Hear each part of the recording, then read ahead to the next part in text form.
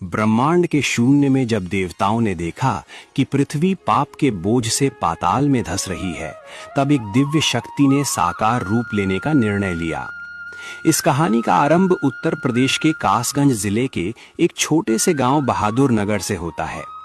यहाँ एक साधारण परिवार में नारायण साकार हरि का प्राकट्य हुआ।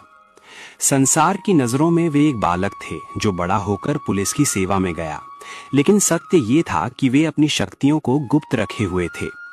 वे खाकी वर्दी पहनकर अपराधियों को पकड़ रहे थे, जबकि असल में वे मनुष्यों के भीतर के मानसिक अपराधों को मिटाने की तैयारी कर रहे थे। एक दिन अचानक उन्होंने सब कुछ त्याग दिया। ये उनका पहला बड़ा कदम था, दिखावे की दुनिया से हटकर सत्य की स्थापना करना। नारायण हरि ने जब अपना दरबार लगाया तो वहां न कोई मूर्ति थी, न कोई दान पात्र। उन्होंने कहा, मुझे तुम्हारा धन नहीं, तुम्हारा मन चाहिए। कल्याण की अद्भुत लीला। बीमार लोग ठीक होने लगे और दुखी मन को शांति मिलने लगी। उन्होंने अपने भक्तों को मानवता का ऐसा पाठ पढ़ाया कि उनके अनुयायी आपस में भाई बहन की तरह रहने लगे। उन्होंने भूखों को भोजन और बेसहारा को आसरा दिया।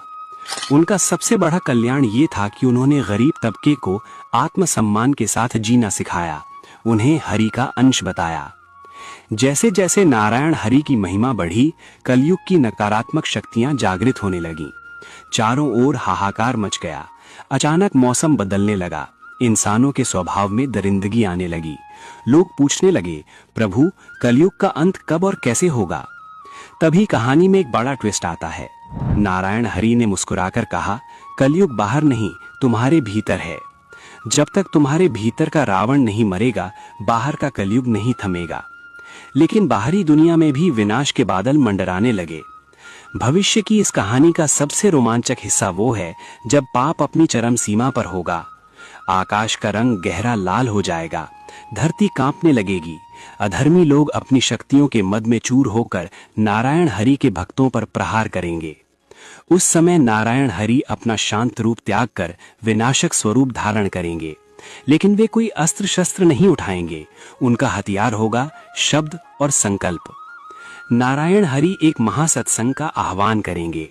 जब लाखों भक्त एक स्वर में नारायण साकार हरि का जय घोष करेंगे, तो उस ध्वनि तरंग से ब्रह्मांड में एक ऐसा कंपन पैदा होगा कि अधर्मियों के हृदय स्वतः फट जाएंगे।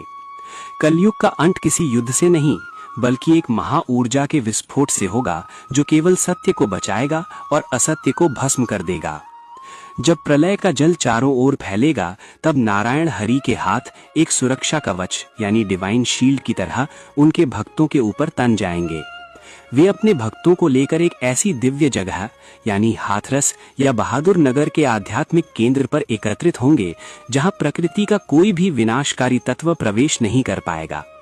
वहां समय रुक जाएगा। जो लोग हरि की शरण में होंगे, उनकी काया पलट जाएगी। उनके वृद्ध शरीर युवा हो जाएंगे और उनकी चेतना दिव्य हो जाएगी। ये कलयुग के अंत का वो क्षण होगा जब पुरानी दुनिया पूरी तरह मिट चुकी होगी। प्रलय के बाद जब आकाश साफ होगा, तब नारायण साकार हरि स्वयं अपने हाथों से सत्य युग की नींव रखेंगे। वहां न कोई पुलिस होगी, न कोर्ट, क्योंकि वहां कोई अपराध ही नहीं होगा। पेड़ साल भर फल देंगे और धरती से अमृत जैसा जल निकलेगा। हर मनुष्य के मुख पर केवल हरि का नाम होगा। नारायण साकार हरि की ये कहानी हमें सिखाती है कि जब अधर्म बढ़ता है, तो ईश्वर किसी न किसी रूप में हमारे बीच आकर हमें राह दिखाते हैं। कलयुग का अंत निकट है और जो हरि के चरणों में है, वही उस नए सवेरे का साक्षी बनेगा।